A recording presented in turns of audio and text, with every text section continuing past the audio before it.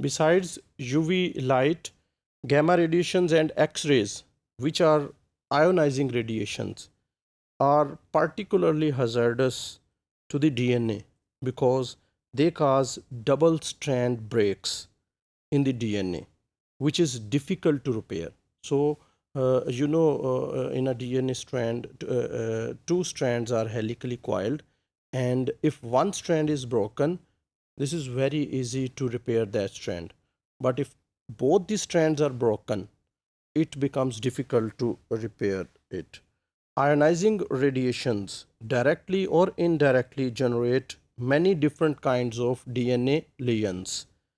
Direct damage takes place when DNA or water bound to it absorbs the radiation. So, this is one way of direct damage.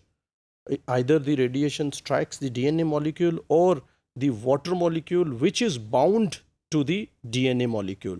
So, in both the cases, direct damage will take place.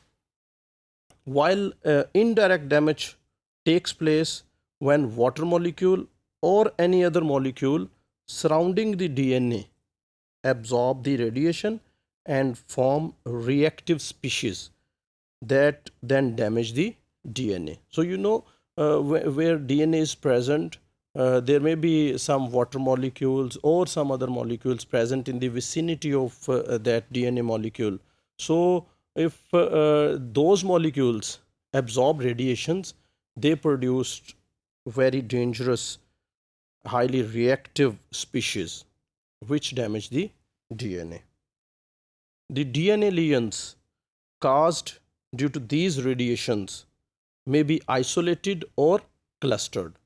So, many lesions within a few helical turns are called clustered lesions. Isolated lesions, there may be one lesion here, and the second layer may be after some distance in the DNA helix. Third lesion may be after some more distance. So, such lesions are called isolated lesions. But clustered lesions, in few helices, there are number of lesions present. So, such lesions are called clustered lesions. One type of clustered lesion, the double strand break, is generally thought to be primary reason that ionization radiation is so lethal to cells. As already mentioned, this double strand break is very difficult to repair. So, it becomes lethal to the cells. Double strand breaks are also responsible for various chromosomal aberrations such as deletions, duplications, inversions, and translocations. These four types of chromosomal aberrations which are caused due to these ionization radiations. So here you can see this is deletion.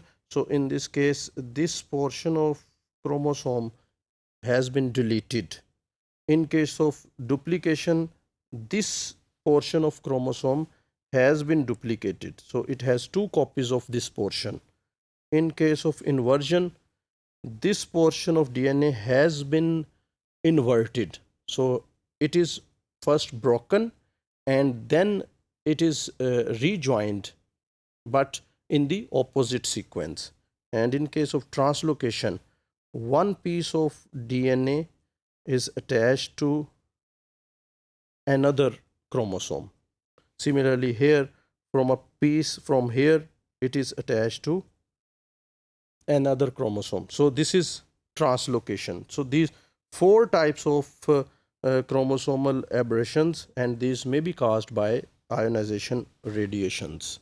About 65% of the DNA damage caused by these radiations is due to indirect effects. So you have seen the direct effect, but now let us come to the indirect effect. So 65% of damage is due to indirect effects, and that is primarily due to the transfer of photons from light, photons to water molecule. The photon transfer activates the water and causing it to undergo two types of primary reactions. In the first of these reactions, the water molecule is ionized. Simply, the water is excited and then it is ionized.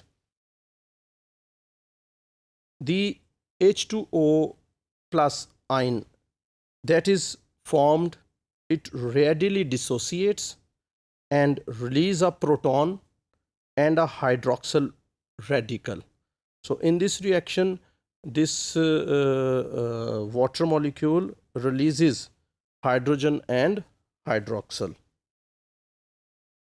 The electron generated by the first reaction can combine with molecular oxygen to form a superoxide radical. So in this reaction, you can see the electron which was generated in the first step of this reaction. It combines with molecular oxygen and produces a superoxide radical.